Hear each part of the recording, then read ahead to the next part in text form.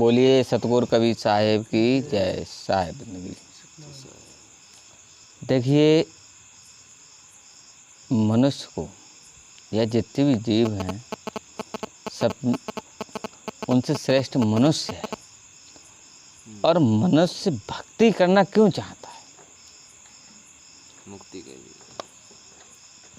भक्ति करना क्यों चाहता है, इस बात को सब नहीं जानते हैं। भाई, किसी को तो रुपए की ज़रूरत है कि हे प्रभु मैं दौलतमंद हो जाऊं। किसी को औलाद की ज़रूरत है कि मेरे पुत्र हो, परिवार बढ़े। किसी को अपने शरीर की ज़रूरत है कि मैं जो हूँ एक बलवान हो जाऊँ। किसी को मोक्ष की ज़रूरत है। तो मोक्ष क्या होता है कि मैं इस संसार में दोबारा ना आऊँ या मुझे दोबारा जन्म ना मिले। तो इस पर एक शब्द कहा है कबीर साहब ने कि कोई आवे बेटा मांगे हमें गुसाई दीजिए जी। कोई आवे बेटा मांगे हमें गुसाई दीजिए जी। तो कह रहा है कि हमें तो एक पुत्र की ज़रूरत है। हे प्रभु हमें पुत्र दो, है ना। कोई आवे माया मांगे हमें गोसाई दीजिए जी। हे प्रभु मैं आपका बहुत बड़ा भक्त हूँ, मैं धनवान हूँ, मुझे एक जो है माया मिल जाए जो कि मेरा आराम से मेरा नाम हो जग में, मैं धनवंत हो जाऊँ, मेरा नाम रोशन हो। यहाँ भी पैसे की श्रेणी में आते हैं। कोई आवे काया मांगे हमें गोसाई दीजिए जी, कि मेरा शरीर जो है इस तरीके से हो जाए कि मुझसे बलशाली कोई ना हो। तो कहत कबीर सुनो भाई साधु इन अंधन को क्या दीजिए जी। ये तो सब अंधे हैं भाई। जो मांगने की चीज़ है वो है मोक्ष, मुक्ति। अब मुक्ति क्या है? मुक्ति ये है कि मैं इस संसार में ना हूँ, कि जब जब जब गर्भ में दुख था जबर तुझे याद हो कि न याद हो, आया था जब तू कॉल कर तुझे याद हो कि न याद हो। जब गर्भ के अंदर था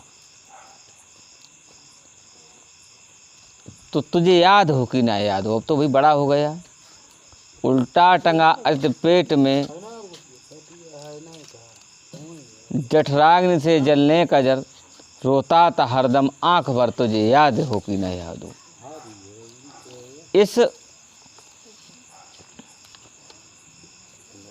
इस कष्ट से काढ़ो मुझे, भूलूंगा ना हरगिज तुझे। इस जो जठराग्नि में जल रहा है शरीर, पेट के अंदर है, उल्टा लटका हुआ है और कह रहा है कि हे प्रभु इससे मुझे काढ़ लो, इससे निकाल लो, मैं आपको नहीं भूलूंगा।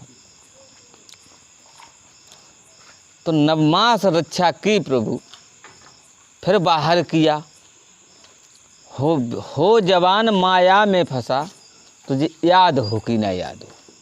भाई रक्षा करने से बड़ा हो गया, बड़ा होने के बाद में अब वो 9 महीने रक्षा, बड़ा हो गया। हो जवान माया में फंसा, जवान हो सांसारिक रूप में फंस गया संसार में। फिर चलने में देखे चाहों को तुझे याद हो कि ना याद हो। अब भी तो मूर्ख चेत तू, तुझे याद हो कि ना याद हो। कवि साहब कह रहे हैं कि छाँव को क्या देख रहा है? अरे अब भी तो चेत जा। जिस समय तू गर्भ में था उस समय तुझे याद ही नहीं है मैं क्या कर रहा था, क्यों रो रहा था। तो बस इसी जो गर्भ में दोबारा आने को ही हम मोक्ष कहते हैं। अब मोक्ष कैसे मिलेगा, किन देवताओं से मिलेगा? भाई यहाँ पे तो भाई ज़्यादातर प्रसिद्ध देवता हैं, गंगा जी हैं, शंकर जी हैं, विष्णु भगवान हैं, दुर्गा मैया हैं। भाई ये नाम तो बहुत से देवता हैं, किन किन के बताएं? सब प्रसिद्धि है, सबसे मोक्ष मिलता है। तो आप ये करो कि इन सभी से हमें 33 करोड़ देवता हैं, तो इन 33 करोड़ देवताओं से हमें मोक्ष मिल जाएगा? नहीं मिलेगा। भाई शास्त्र ऐसे कहते हैं, देवता भी मनुष्य के शरीर में आने के लिए तरसते हैं। तो अगर उनको, तो मेन चीज़ ये है कि अब हमें ये लोग हमें क्या दे सकते हैं? ये लोग हमें दौलतवान कर सकते हैं।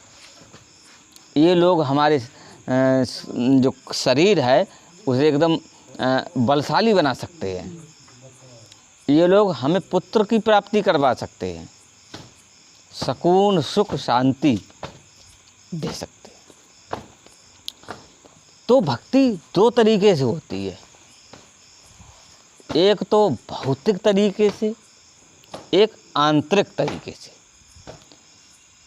इंटरनल पावर और एक्सटर्नल पावर। भौतिक तरीके की भक्ति क्या करते हैं? वो भाई इन देवताओं की करते हैं लोग, कि अगरबत्ती ले ली, थाली में बतासे ले लिए, मंदिर में जा रहे हैं। ये भौतिक तरीके से मिल गए, मंदिर मिल गया, बोले धन्य प्रभु, हैं सीताराम जय राम, या हाथ जोड़ के प्रार्थना कर ली। ये भौतिक तरीके की भक्ति है। इंटरनल भक्ति जो है वो हमारी आंतरिक, जो आध्यात्मिक भक्ति है। अब आध्यात्मिक भक्ति जो होती है उसके लिए सदगुरु कबीर साहब ने बताया कि आप जो हैं आध्यात्मिक भक्ति करें। दूसरी चीज, आध्यात्मिक भक्ति का है कि क्या चाहिए, आध्यात्मिक भक्ति जो है वो, उसे हमें ध्यान मग्न होना पड़ेगा। और आध्यात्मिक भक्ति से सिद्धियों की प्राप्ति होती है, जो हमारी 84 सिद्धि बोलते हैं, वो आध्यात्मिक से होती है। बाहरी रूप से आप सिद्धियां प्राप्त नहीं कर सकते हैं। और ईश्वर, तो कबीर साहब ने कहा है कि हमें आध्यात्मिक भक्ति से ईश्वर की प्राप्ति करनी है। जब उन्होंने कहा कि जो कुछ है बाहर हम देख रहे हैं वो सब अंदर है, यानी सुमिरन सुरति लगाए के मुख से कछु न बोल, और बाहर के पट बंद कर और अंदर के पट खोल। भाई हमारे पास 4 आँखें हैं, 2 बाहर की और 2 अंदर की। अब वैज्ञानिक लोग जो होते हैं वो क्या करते हैं, अपना जीवन बाहरी जो भौतिक पावर में, भौतिक तरीके से खोज करते रहते हैं, रिसर्च करते हैं। भाई ये रिसर्च करी, इससे ये बना, ये रिसर्च करी जीवन भर।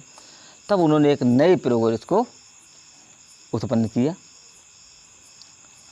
और वही चीज़ हम अंदर की तरफ खोज करें, बाहर ना जा करके, तो हमें भी कुछ ना कुछ प्राप्त होगा। उस साहब ने कहा कि इस घट भीतर बाग बगीचे इसी में सृजनहारा। इसी बाग बगीचे में सृजनहार भी है, सिंचनहारा। इस घट भीतर 7 समुंदर, इसी में 9 लाख तारा। तो इसी में सब कुछ बताया, जो चीज़ ब्रह्मांड में है वो पिंडांड में है। अब हमें मोक्ष की प्राप्ति है, तो आप ये बताओ कि जो जितने भी ये देवताओं, भाई कहते हैं कि कबीरपंथी इनको नहीं मानते हैं। भाई हम ये नहीं कहते हैं, हमें जब मोक्ष की प्राप्ति है तो इन देवताओं द्वारा हमें मोक्ष मिल सकता है। क्योंकि जब एक 4 युग के बाद प्रलय होता है, ये हमारे शास्त्र बोलते हैं, तो इसमें ब्रह्मा विष्णु महेश और सभी विलीन होकर के फिर दोबारा जब सृष्टि होती है दोबारा उत्पन्न होते हैं। तो मोक्ष कहाँ इनको मिला? तो मोक्ष वो जा आवागमन से रहित होना। तो उसके लिए हमें सत्पुरुष की भक्ति की जरूरत पड़ती है। सत्पुरुष इन सभी लोगों के ऊपर, भाई जो सत्पुरुष का नाम दिया है ये कबीर साहब ने ही दिया है। इसकी खोज कबीर साहब ने करके सत्पुरुष का नाम दिया है, अन्यथा और किसी ग्रंथों में सत्पुरुष का नाम नहीं मिलेगा आपको। तो उन्होंने कहा कि जो हमारी आत्मा है, जो जीव है, जो जीव है वो सत्पुरुष का ही अंश है। बूंद पड़ी समुद्र में, बूंद पड़ी समुद्र में जानत है सब कोई, और समुद्र समाना बूंद में बिरला जाने कोई। समुद्र में अगर एक बूंद गिर रही है तो सब कोई जान रहा है, और बूंद बूंद से पूरा समुद्र बना है तो जाने बिरला कोई।